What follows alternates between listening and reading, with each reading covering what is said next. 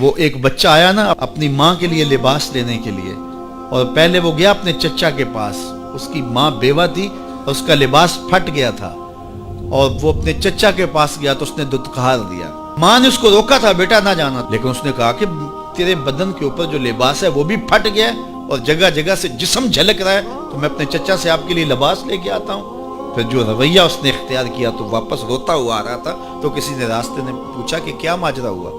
اس نے کہا چچا کے پاس گیا تھا ماں کے لیے لباس لینے، اس نے تو لا کے بھیج دیا۔ اللہ اکبر۔ تو اس نے کہا کہ جا سین حرم میں محمد نام کا ایک شخص بیٹھا ہوا ہے، اگر تو اپنا دکھڑا اس کے سامنے پیش کرے تو وہ امید ہے تمہیں رد نہیں کریں گے، لیکن سن لے ان کا دین کوئی اور ہے۔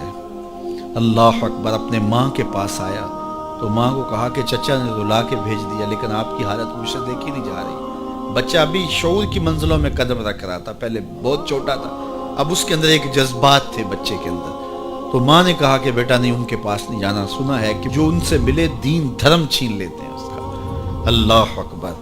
تو حضور علیہ الصلوۃ والسلام کے پاس جانے سے ماں روکنے لگی، لیکن بچے نے کہا کہ امی میں پکا رہوں گا، بتوں کا وفادار رہوں گا، تم اس ٹینشن کو، اس پریشانی کو چھوڑ دو۔ اور حضور کی خدمت میں حاضر ہوا۔ حضور صحن حرم میں چادر اوڑے بیٹھے ہوئے تھے، اور جا کے کہنے لگا میں پہلے بات آپ سے کر لیتا ہوں، آپ کا دین میں نے قبول نہیں کرنا۔ حضور مسکرا کے بولے بیٹا بتاؤ کس لیے آئے ہو؟ کہا میری ماں بے لباس ہے، میں آپ سے لباس لینے آیا ہوں۔ حضور نے چادر رحمت اتار کے اس کے کندھوں پہ ڈالی۔ اللہ اکبر۔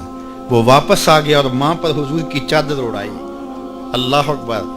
اور ماں نے کہا کہ بیٹے اس نے اپنا دین تو نہیں تجھے دیا؟ کہا نہ، میں نے پہلے کہہ دیا تھا تیرے دین نہیں مانوں گا۔ ماں کہنے لگی پتر اس کا دین ماننا چاہیے، یہ جس نے رحمت کی چادر ہمارے سر پہ تار دی۔ اللہ اکبر۔ تیری تک کے ادامہ میں مرید ہو گئے۔ اس بوڑھی عورت کا قصہ بھی آپ نہیں بھول سکتے، جو گھر کا سامان باندھ کے اپنے دروازے پہ بیٹھی ہوئی تھی، اور اس نے سنا تھا مکے میں ایک جادوگر آیا ہے جسے ملتا ہے اس کا دین چھین لیتا ہے، کہیں ایسا نہ ہو کہ کہیں اس سے ملاقات ہو جائے اور وہ دین ہی میرا چھین لے، مجھے شہر چھوڑ دینا چاہیے۔ گھر کے تھڑے کے اوپر سامان باندھ کے بیٹھی ہے۔ حضور بھی گزرے، اس نے دیکھا تو کہا بھتیجے یہ سامان میرے سر پہ رکھ دے۔ حضور نے سامان اٹھایا، دیکھا تو بوجھل تھا، وزنی تھا، اور بڑھیا کو دیکھا تو کمزور تھی، تو کہا کہ بڑھیا اگر چاہو تو جہاں چاہتی ہو میں خود نہ چھوڑا۔ اس نے کہا اس سے بڑی مہربانی کیا ہوگی؟ حضور نے سامان اٹھایا ہوا ہے اور بڑھیا سے باتیں بھی کرتے جا رہے ہیں۔ تو بڑھیا کو کہا کیوں جا رہی ہے؟ اس نے کہا کہ سنا ہے یہاں ایک جادوگر ہے جو لوگوں کا دھرم لوٹ لیتا ہے، لوگوں کا دین لوٹ لیتا ہے۔ میں نے ساری زندگی بتوں سے وفا کی، میرے آباء و اجداد نے بتوں سے وفا کی ہے، میں چاہتی ہوں دین اجداد ہاتھ سے چھوٹ نہ جائے، آخر اس شہر میں رہتی ہوں کہیں مل نہ جائے۔ خیر حضور نے کچھ نہیں کہا، اس کا سامان نہیں پھینک دیا کہ ٹھیک ہے تم پھر جاؤ۔ سامان اس کا اٹھایا اور جہاں تک اس نے جانا تھا سامان پہنچایا، سامان سپرد کر کے واپس پلٹنے لگے۔ تو اس نے کہا بچے اپنا نام تو بتا دے، لوگ کہیں گے کہ مکہ چھوڑ آئی ہو تو بتاؤں گی ایک جادوگر کے دکھ سے چھوڑ آئی ہوں، تو وہ کتنا برا بھلا کہیں گے شہر مکہ کو کہ جس مکہ سے لوگ نقل مکانی کرنے پہ مجبور ہو گئے، تو میں انہیں یہ بھی بتاؤں گی کہ جس مکے میں جادوگر رہتا ہے اتنا اچھا نوجوان بھی رہتا ہے، تو تیرا نام لیا کروں گی، تیرے قصیدے پڑھا کروں گی۔